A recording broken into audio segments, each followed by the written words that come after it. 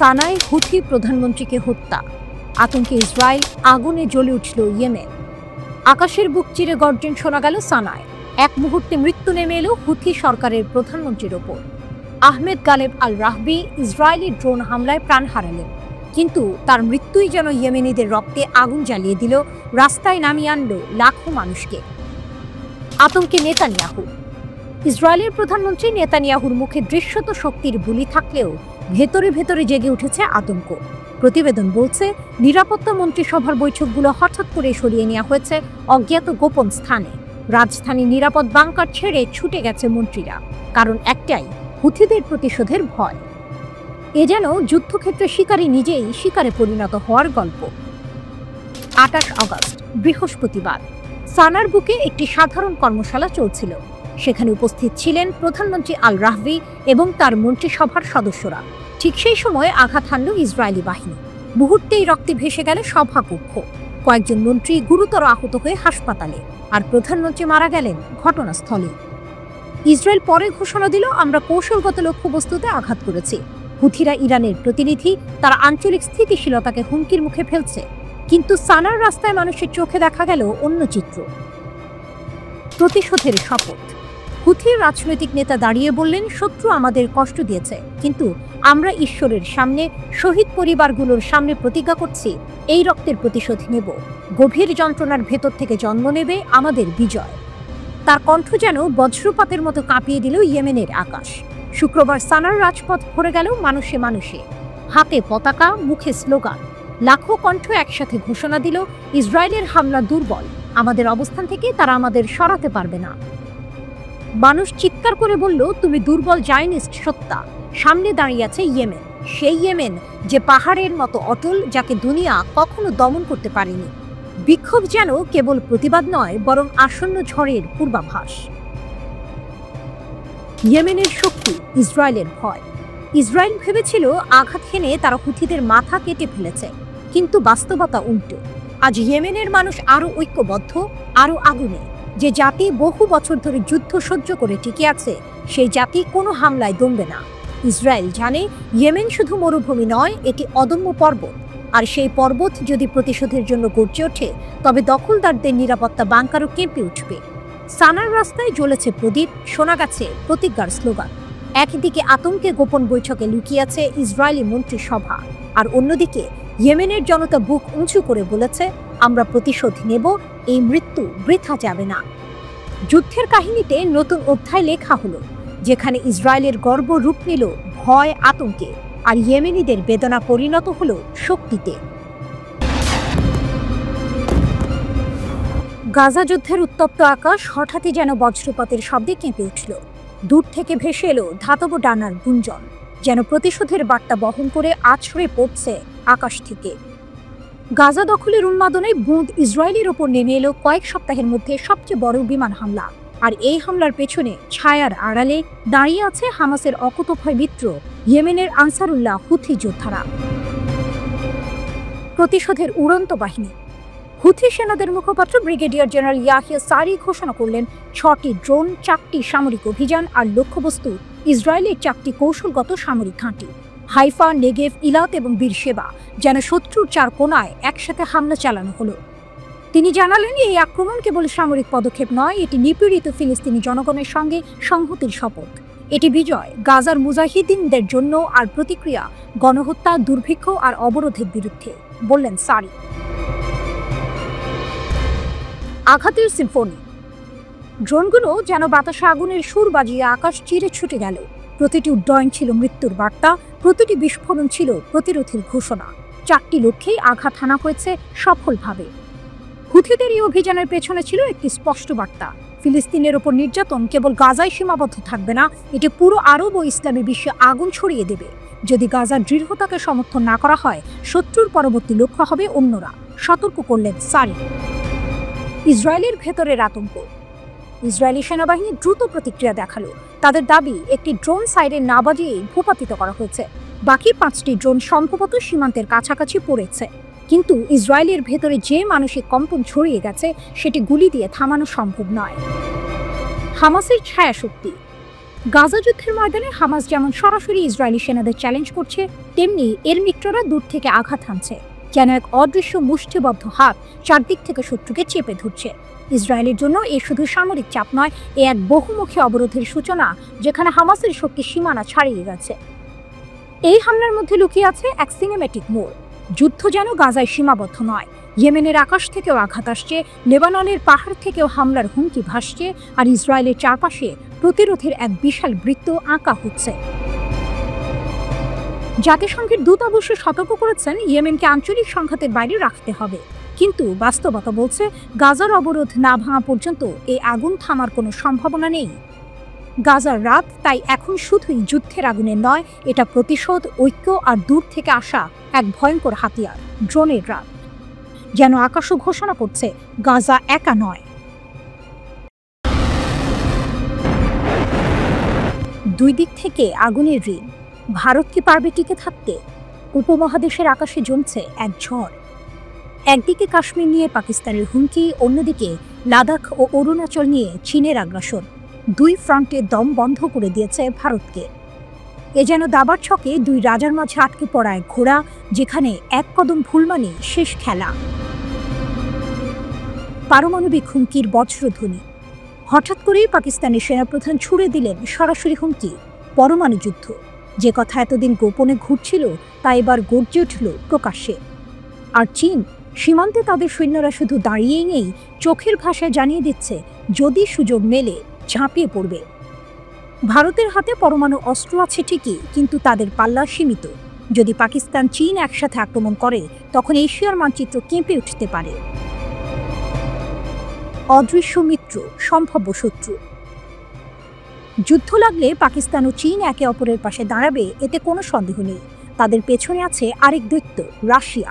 Putin বাহিনীর হাতে আছে RS-28 সারমাট আন্তঃমহাদেশীয় ব্যালিস্টিক মিসাইল, 18,000 কিলোমিটার দূরে আঘাত হানতে পারে। আরও আছে বিউরেভেস্টনিক নামের পরমাণু চালিত ক্রুজ মিসাইল, যার পরিসীমা নাকি অসীম। এই শক্তি দিয়ে চাইলে কয়েক মিনিটেই ভারতকে ধুলোয় মিশিয়ে দিতে পারে মস্কো।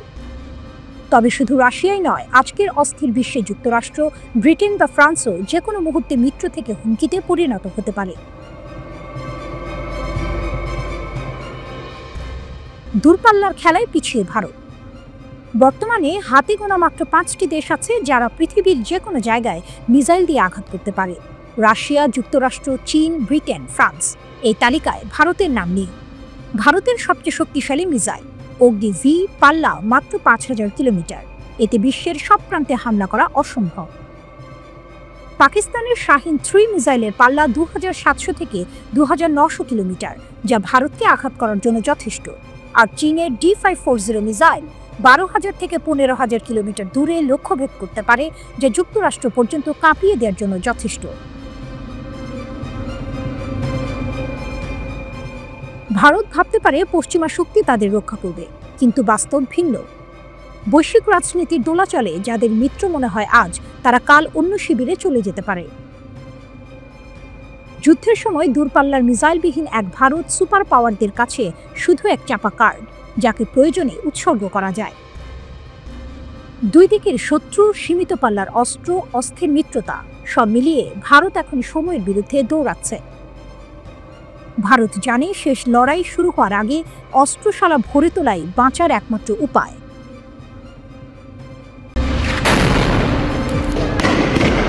যুদ্ধের ছায়া আবারও কি ঘনাচ্ছে? সংঘাত কি এবার আরও তীব্র হবে? মধ্যপ্রাচ্যের আকাশে ধীরে ধীরে জমছে এক অগ্নিঘূর্ণির মেঘ। বিশ্বজুড়ে গোয়েন্দা প্রতিবেদনের স্রোত বলছে, ডিসেম্বরে নয়, হয়তো অগাস্টের শেষেই ইসরায়েল আবার ঝাঁপিয়ে পড়তে পারে ইরানের উপর। ইরান জানে ঝড় আসছে, এবং এবার তারা দাঁড়িয়ে থাকবে না। শুরু থেকেই আঘাত করবে, যেন প্রথম নিঃশ্বাসেই শত্রুর অহংকার চূর্ণ হয়ে যায়। লক্ষ্য একটাই, ইসরায়েলের সামরিক আধিপত্যের স্বপ্ন গুঁড়িয়ে দেয়া।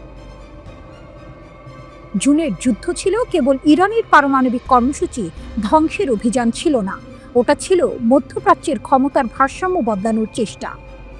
2 দশক ধরে ইসরায়েল চাইছে আমেরিকাকে ব্যবহার করে ইরানকে দুর্বল করতে, যা একা তাদের পক্ষে সম্ভব নয়। তখন ইসরায়েলের 3টি গোপন উদ্দেশ্য ছিল: আমেরিকাকে সরাসরি যুদ্ধে টেনে আনা, ইরানি সরকারকে ভেঙে ফেলা, ইরানকে এমন এক ভঙ্গুর রাষ্ট্রে পরিণত করা যাকে সিরিয়া বা লেবাননের মতো অবলীলায় বোমা মারা যাবে। কিন্তু ফলাফল শুধু প্রথম লক্ষ্যটাই আংশিক সফল। ট্রাম্পের অংশগ্রহণ ছিল সীমিত, পূর্ণাঙ্গ যুদ্ধ নয়, আর সেখানেই ইসরায়েলের গতি থেমে যায়। ইরানের অটল প্রতিরোধ। ইসরায়েল ভেবেছিল শুরুতেই আঘাত করে শাসন ব্যবস্থাকে ভেঙে ফেলবে। ৩০ জন শীর্ষ কমান্ডার ও ১৯ জন পারমাণবিক বিজ্ঞানীকে হত্যা করেও তারা পেল সাময়িক সাফল্য। মাত্র ১৮ ঘন্টায় ইরান প্রতিস্থাপন করল সেই কমান্ডারদের আর ছুড়ল বিধ্বংসী ক্ষেপণাস্ত্র। বার্তা স্পষ্ট, আমরা ক্ষয় সহ্য করব, তবু শত্রুর দিকে বজ্রপাত নামাবো। মোসাদের ফোন হুমকি, আতঙ্ক ছড়ানোর চেষ্টা, সব ব্যর্থ। কোনো জেনারেল পালায়নি, বরং দেশ জুড়ে জেগে উঠল জাতীয়তাবাদের ঢেউ। প্রতিটি শহর, প্রতিটি প্রদেশে মানুষ পতাকার চারপাশে দাঁড়ালো, কেউ সরকারের জন্য, কেউ দেশের জন্য, কিন্তু সবার লক্ষ্য এক, ইসরায়েলকে ঠেকানো। ইসরায়েলের উল্টো ক্ষতি। যুদ্ধ বাড়লে ইসরায়েলের ক্ষতি হতো আরো ভয়াবহ। বিমান প্রতিরক্ষা দুর্বল হয়ে পড়ছিল, ইরানের ক্ষেপণাস্ত্র ক্রমে ভেদ করছিল লোহার ঢাল। মার্কিন সমর্থন না থাকলে ইসরায়েল জানত এই সংঘাত তার জন্য আত্মঘাতী। তাই যুদ্ধবিরতি, কিন্তু মাথার ভেতর জমে থাকা প্রতিশোধের আগুন নিভল না। ট্রাম্পের দ্বিধা। দ্বিতীয় দফায় ইসরায়েল আক্রমণ করলে ট্রাম্প কি করবেন? তিনি দীর্ঘ যুদ্ধ চান না, কিন্তু প্রথম হামলা দিয়ে ইতিমধ্যে ফাঁদে পা দিয়েছেন। ১২ দিনের সংঘাত আমেরিকার ক্ষেপণাস্ত্র মজুদের ফাঁক উন্মোচন করেছে। এখন সামনে দুটি পথ, পুরোপুরি যুদ্ধে নামা অথবা ইসরায়েলের চাপ প্রতিহত করা। কিন্তু প্রতিহত করতে লাগবে ইস্পাতের মতো ইচ্ছা শক্তি, যা ট্রাম্পের অতীত সিদ্ধান্তে দেখা যায়নি। বিশেষজ্ঞরা বলছেন পরবর্তী যুদ্ধ হবে সিনেমার ক্লাইম্যাক্সের মতো। প্রথম দৃশ্যেই বিস্ফোরণ, আকাশ কাঁপানো ক্ষেপণাস্ত্র, ভূপাতিত লোহার ঢাল। ইরান আর ধৈর্যের নাটক খেলবে না। তাদের কৌশল হবে এক ঝড়ে শত্রুর অহংকার ভাসিয়ে নিয়ে যাওয়া। আর যদি আমেরিকা আবার ঝাঁপিয়ে পড়ে, তবে ইতিহাস লিখবে ইরাক ছিল সহজ লড়াই, ইরান হবে রক্তে রঙিন দুঃস্বপ্ন। গাজার আগুনে জ্বলছে ইসরায়েলের ট্যাঙ্ক, হামাসের পাল্টা আঘাত। গাজার ধুলোবালিতে এবার আগুন জ্বালালো এক দৃশ্য। ইসরায়েলের ইস্পাত দানব ভেঙে পড়ছে বিস্ফোরণে। দখলদারের চোখ ধাঁধিয়ে দিয়ে হামাসের যোদ্ধারা এক ট্যাঙ্ককে পরিণত করল ধ্বংসস্তূপে। বারুদ আর ধোঁয়ার সেই গর্জন যেন ঘোষণা দিল গাজা এখনও বশ মানেনি।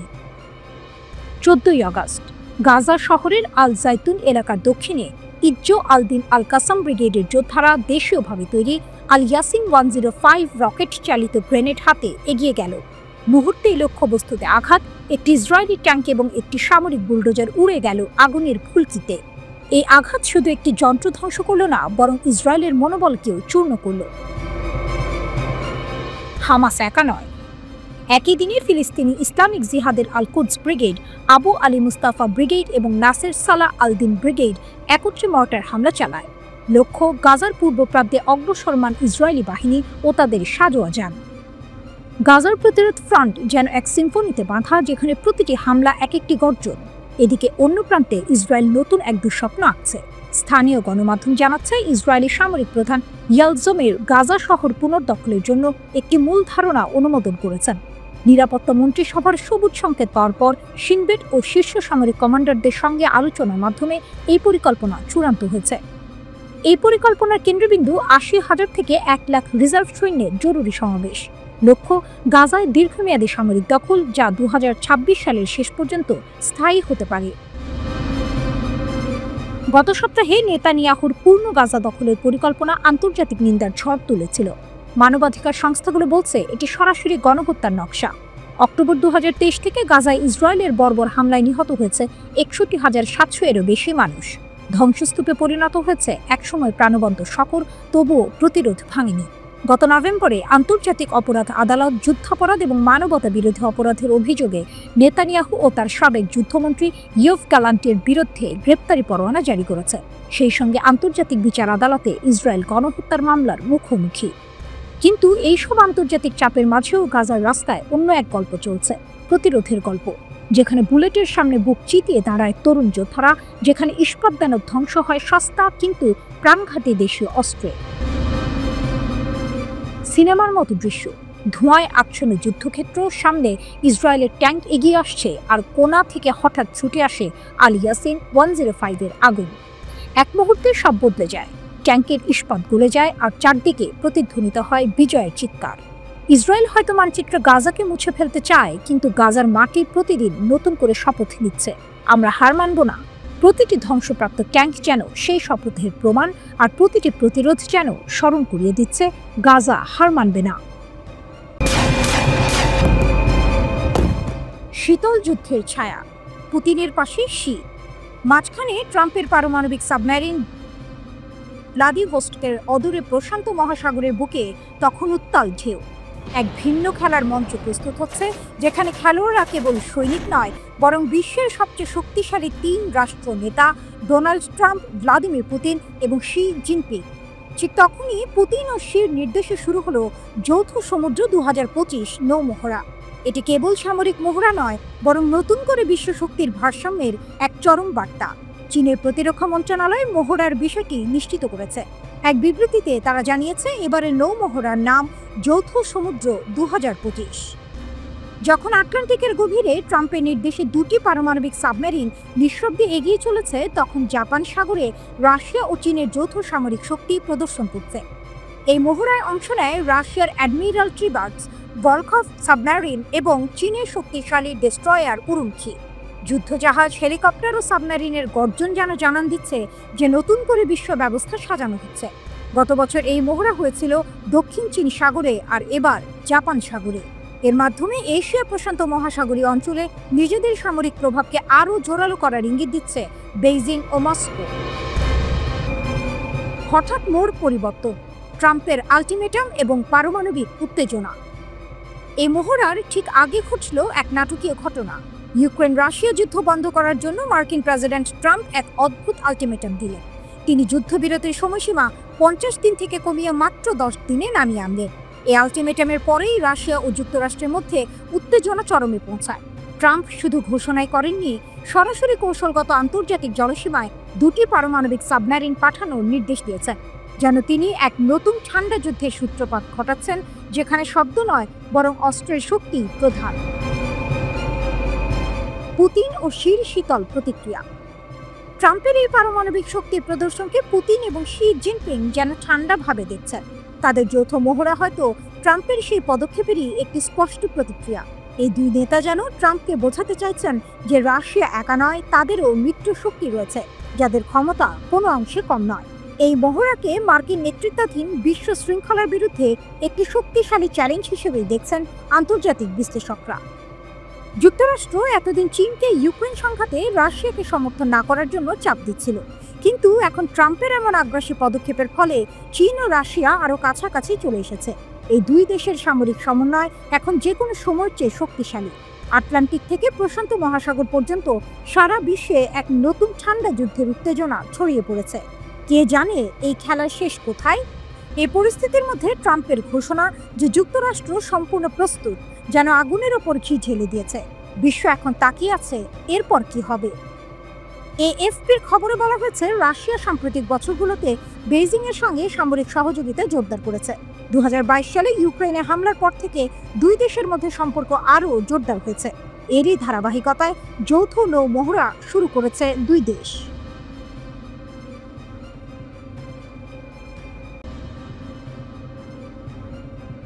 ইরান, মহাসাগরের বুক কাঁপানো শক্তির মহড়া। আকাশে সূর্য ঝলমল করছে, অথচ সমুদ্রের বুক যেন থরথর করে কাঁপছে, কারণ সেখানে হাজির হয়েছে এক অপ্রতিরোধ্য শক্তি, ইরান। টেকসই শক্তি 1404 এই নামের মহড়ায় ভারত মহাসাগর আর ওমান সাগরের ঢেউয়ের উপর নেমে এসেছিল যুদ্ধের এক সিনেম্যাটিক দৃশ্য। ঢেউয়ের ওপরে বজ্রপাত। ক্যামেরা যখন ঘুরল, দেখা গেল ইরানি নৌবাহিনীর জাহাজ, সাবমেরিন, যুদ্ধবিমান আর উপকূলীয় ব্যাটারি একই তাল মিলিয়ে এগিয়ে যাচ্ছে। আকাশ থেকে নামল ড্রোন, পানির বুক থেকে ছুটল ক্ষেপণাস্ত্র। একসাথে একই মুহূর্তে লক্ষ্যবস্তু ভেঙে চূর্ণ। ক্ষেপণাস্ত্রের ঝড়। মহড়ায় নাসর, কাদের আর কাদির ক্ষেপণাস্ত্র ছুটল বিদ্যুতের গতিতে। সাবালান আর গানেভে যুদ্ধ জাহাজ একসাথে ক্ষেপণাস্ত্র ছুড়ল, যেন সমুদ্র জুড়ে বজ্রপাত হচ্ছে। কাদের উপকূলীয় ব্যবস্থা সরাসরি আঘাত করল শত্রুর কল্পিত ঘাঁটিতে। বার্তা স্পষ্ট, ইরান এক ডোমেইনে নয়, বহু ডোমেইনে আঘাত হানতে পারে। আরও এক ধাপ এগিয়ে বাভার 5 কামিকাজে ড্রোন ভেসে গেল 400 কিলোমিটার, তারপর নিখুঁতভাবে ধ্বংস করল লক্ষ্যবস্তু। মুহূর্তটি ছিল বিদ্যুতের মতো রোমাঞ্চকর। ড্রোন আর ক্ষেপণাস্ত্র একসাথে আঘাত করল একই নেটওয়ার্ক কেন্দ্রিক যুদ্ধের চূড়ান্ত নমুনা। রিয়ার অ্যাডমিরাল আব্বাস হাসানি গর্বের সঙ্গে বললেন, মহড়ায় ব্যবহৃত প্রতিটি অস্ত্র, প্রতিটি ব্যবস্থা ইরানের নিজস্ব মাটিতে তৈরি। এটা শুধু যুদ্ধের প্রস্তুতি নয়, ইরানের আত্মনির্ভরতার ঘোষণা। বিদেশি প্রযুক্তি নয়, বিদেশি ভরসা নয়, নিজেদের হাতে গড়া অস্ত্রেই ইরান দাঁড়িয়ে আছে শক্তির পাহাড় হয়ে। ইরানি মিডিয়া জানালো, এই মহড়ায় উন্নত ইলেকট্রনিক পাল্টা ব্যবস্থা ব্যবহার করা হয়েছে। প্রতিটি আঘাতের সঙ্গে শত্রুর উদ্দেশ্যে ছুড়ে দেওয়া হয়েছে এক কঠিন বার্তা, আমরা প্রতিরোধে আছি, আমরা প্রস্তুত। ঠিক তখনই বিশ্ব রাজনীতি উত্তপ্ত। ইরান যখন মহাসাগরে নিজের শক্তি দেখাচ্ছে, ইউরোপ তখন তেহরানকে চাপ দিচ্ছে পারমাণবিক কর্মসূচি নিয়ে, সমাধান না পেলে শাস্তির হুমকি। অন্যদিকে মার্কিন যুক্তরাষ্ট্র আর ইসরায়েল অভিযোগ করছে, ইরান নাকি গোপনে পারমাণবিক বোমার পথে হাঁটছে। এই বছরের জুনে 3টি ইরানি পারমাণবিক স্থাপনায় মার্কিন ইসরায়েলি হামলার পর সেই অভিযোগ আরও গভীর হয়েছে। কিন্তু ইরানের জবাব এসেছে ক্ষেপণাস্ত্রের গর্জনে, ড্রোনের আঘাতে, সমুদ্রের ঢেউ কাঁপিয়ে। এ শুধু মহড়া নয়, ঢেউয়ের শব্দের সাথে মিশে গেছে ক্ষেপণাস্ত্রের গর্জন, আকাশের নীল ভেদ করেছে ড্রোনের ডানা। প্রশ্ন একটাই, কে থামাবে ইরানকে? কারণ সমুদ্র সাক্ষী, আকাশ সাক্ষী, ইরান আজ শুধু প্রস্তুত নয়, ইরান অপ্রতিরোধ্য।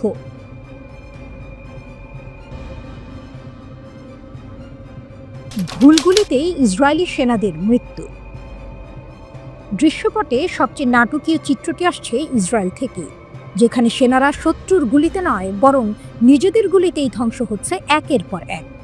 আইডিএফ নিজেই স্বীকার করেছে, গাজায় আগ্রাসন শুরুর পর থেকে অন্তত 78 জন কর্মকর্তা প্রাণ হারিয়েছেন ফ্রেন্ডলি ফায়ারে। সামরিক পরিভাষায় যাকে বলা হয় মিসফায়ার, বাস্তবে তা হয়ে উঠছে এক অদ্ভুত অভিশাপ। গাজার যুদ্ধে ইসরায়েলের ক্ষয়ক্ষতির হিসাব এখন তেল আবিবের বুক কাঁপাচ্ছে। এখন পর্যন্ত নিহত হয়েছে মোট 899 জন সেনা, যাদের মধ্যে 455 জন স্থল অভিযানে। আহতদের সংখ্যা পৌঁছেছে 6210-এ, যার মধ্যে 925 জনের অবস্থা গুরুতর।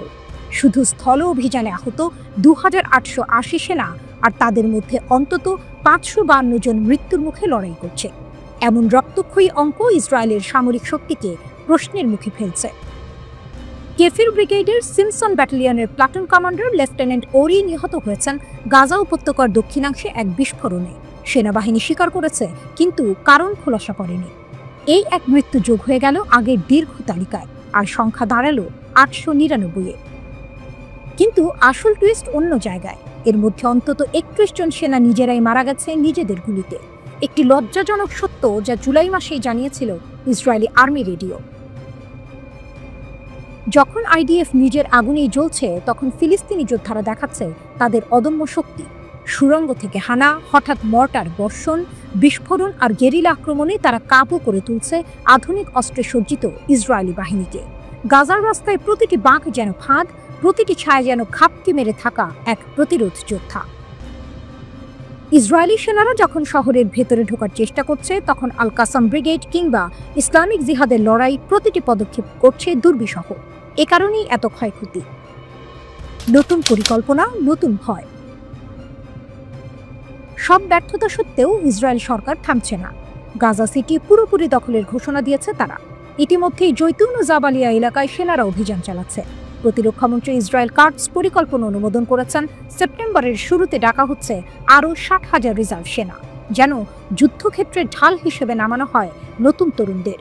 কিন্তু ফিলিস্তিনিরা শুধু লড়াই করছে না, তারা লড়াই করছে নিজের ঘরে, নিজের মাটি, নিজের অস্তিত্ব রক্ষার জন্য। দৃশ্যপট যেন কোনো যুদ্ধ চলচ্চিত্র। একদিকে বিশ্বের অন্যতম শক্তিশালী সেনাবাহিনী, অন্যদিকে হাতে গোনা অস্ত্র আর সীমিত সম্পদ নিয়ে প্রতিরোধ যোদ্ধারা। কিন্তু ফলাফলে উল্টো চিত্র। ইসরায়েল হারাচ্ছে সেনা, ফিলিস্তিনিরা হারাচ্ছে জীবন, অথচ লড়াইয়ের ময়দান জুড়ে বাজছে একটাই সুর, প্রতিরোধ কখনো শেষ হয় না। ইসরায়েলি বাহিনী সত্যিই নিজের অস্ত্রেই নিজেকে ধ্বংস করছে, নাকি গাজার অন্ধকার সুড়ঙ্গ থেকে আসা প্রতিরোধের গর্জন তাদের ভুলগুলো আরও বাড়িয়ে দিচ্ছে?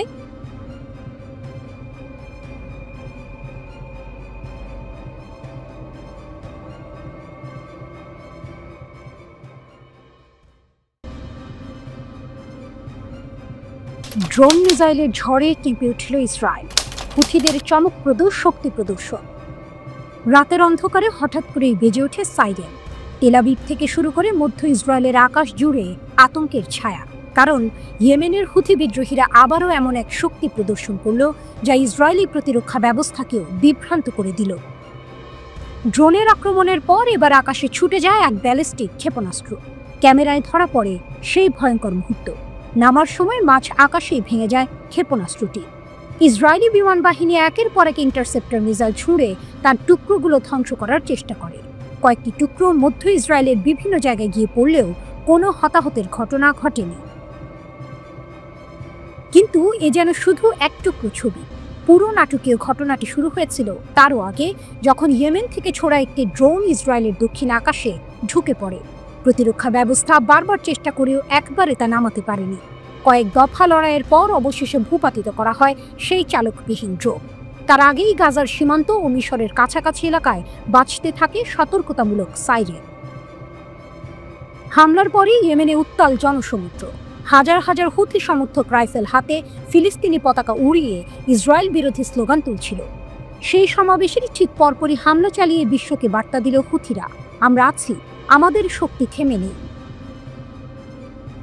মুখপাত্র ব্রিগেডিয়ার জেনারেল ইয়াহিয়া সারি ঘোষণা করেন, প্যালেস্টাইন 2 ব্যালিস্টিক ক্ষেপণাস্ত্র ইসরায়েলি প্রতিরক্ষা ভেদ করেছে।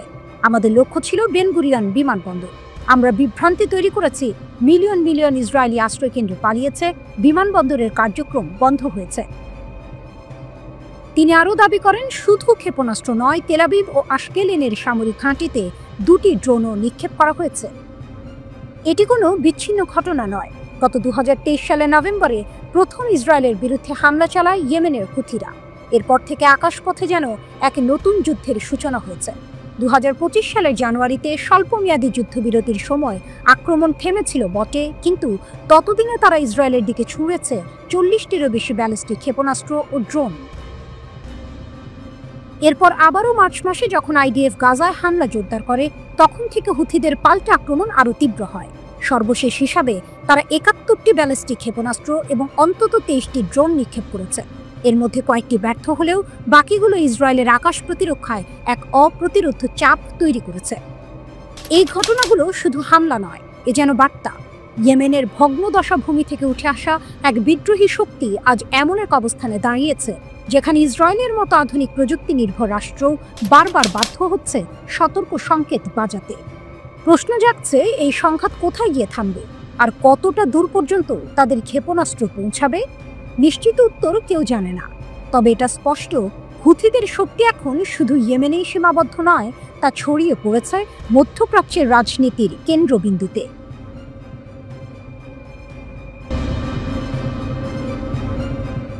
হারিয়ে গেছে কি ইরানের পারমাণবিক অস্ত্রের উপাদান? কল্পনা করুন, এক সকালে হঠাৎ জাতিসংঘের পরমাণু সংস্থা IAEA ঘোষণা করল ইরানের ইউরেনিয়াম মজুদের সঠিক হিসাব তাদের কাছে নেই। যেন হাওয়ায় মিলিয়ে গেছে সেই তথ্য। এই খবরে কেঁপে উঠল ওয়াশিংটন, তেল আবিব আর ইউরোপের রাজধানীগুলো। প্রশ্ন জেগেছে, হারিয়ে গেছে কি পারমাণবিক অস্ত্রের মূল উপাদান, নাকি ইরান দেখালো তার আসল শক্তি? গোপন খেলার শুরু। মার্কিন সংবাদ মাধ্যম ব্লুমবার্গের বরাতে লন্ডন ভিত্তিক ইরান ইন্টারন্যাশনাল জানিয়েছে, IAEA এখন আর জানে না ঠিক কতটা সমৃদ্ধ ইউরেনিয়াম আছে ইরানের হাতে, অথচ এই ইউরেনিয়ামই বোমা তৈরির সবচেয়ে কাছাকাছি উপাদান। তাই আন্তর্জাতিক পরমাণু সংস্থার উদ্বেগ এখন স্পষ্ট। কোথায় গেল সেই ইউরেনিয়াম? যুদ্ধের পর নাটকীয় মোড়। কদিন আগেই ইসরায়েল আমেরিকার সঙ্গে টানা 12 দিনের যুদ্ধ শেষ করেছে ইরান। যুদ্ধ শেষ হতেই তেহরান ঘোষণা দেয় তাদের পারমাণবিক কেন্দ্রে আর কোনো আন্তর্জাতিক নজরদারি চলবে না। এরপরই ইরানের সংসদে পাশ হয় নতুন আইন, যা কার্যত বিদেশি পরিদর্শকদের দরজা বন্ধ করে দেয়। অর্থাৎ ইরান এখন নিজের খেলা খেলছে, বাইরের কাউকে ঢুকতে দিচ্ছে না। অদৃশ্য ইউরেনিয়ামের রহস্য। সম্প্রতি IAEA এর একটি পর্যবেক্ষক দল ইরান সফরেও যায়। তেহরান তাদের রাশিয়া নির্মিত বুশেহর পারমাণবিক বিদ্যুৎ কেন্দ্র দেখতে আমন্ত্রণ জানায়, কিন্তু সেই দলটি সেখানে যায়নি। ফলাফল আজও অজানা থেকে গেছে আসল প্রশ্ন, ইরানের গোপন মজুদের মধ্যে কি ঘটছে, আর সেই অজানাই এখন ভয়ের কারণ হয়ে দাঁড়িয়েছে পশ্চিমাদের কাছে।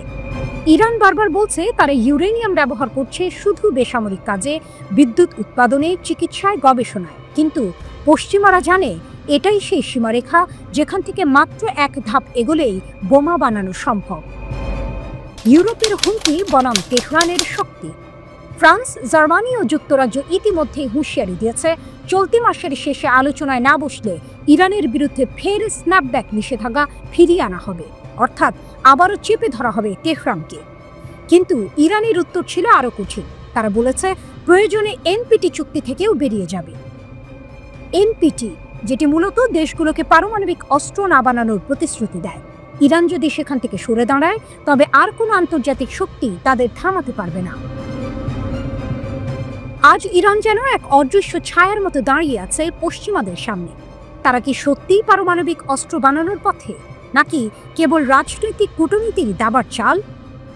আইএইই এর হিসাবের বাইরে থাকা ইউরেনিয়াম যেন এক রহস্য। এখন প্রশ্ন একটাই, ইরান কি কেবল প্রতিরক্ষার নামে খেলছে, নাকি সত্যিই তৈরি করছে ইতিহাসের সবচেয়ে ভয়ঙ্কর শক্তি?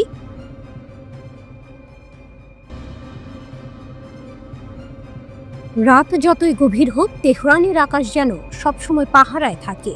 কেউ জানে না কোথায় লুকানো আছে ডজন ডজন ক্ষেপণাস্ত্র, কোথা থেকে উড়াল দেবে শত শত ড্রোন।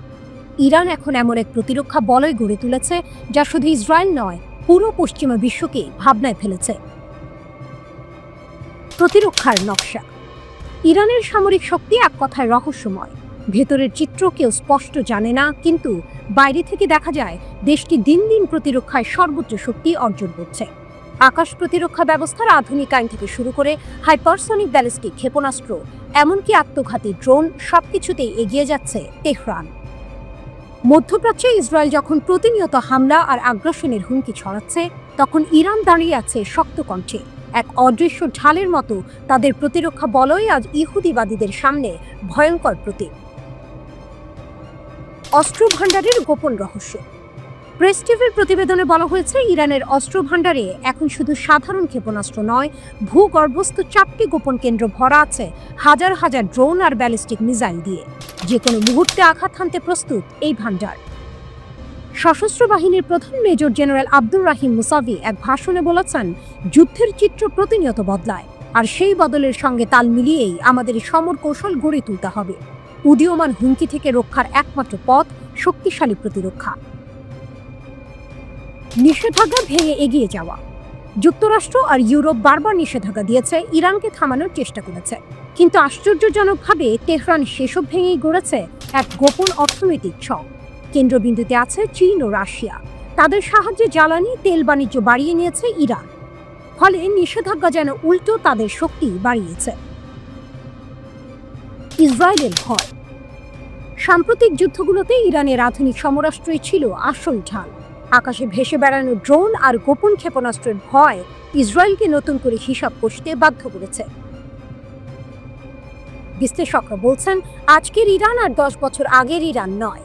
এখনকার ইরান এক আঞ্চলিক শক্তি, যার আকাশে প্রতিরক্ষার বলয় ভেদ করা প্রায় অসম্ভব।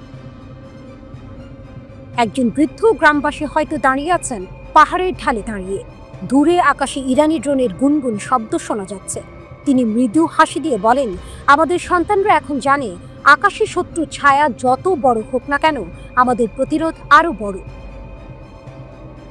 এটাই আজকের ইরান।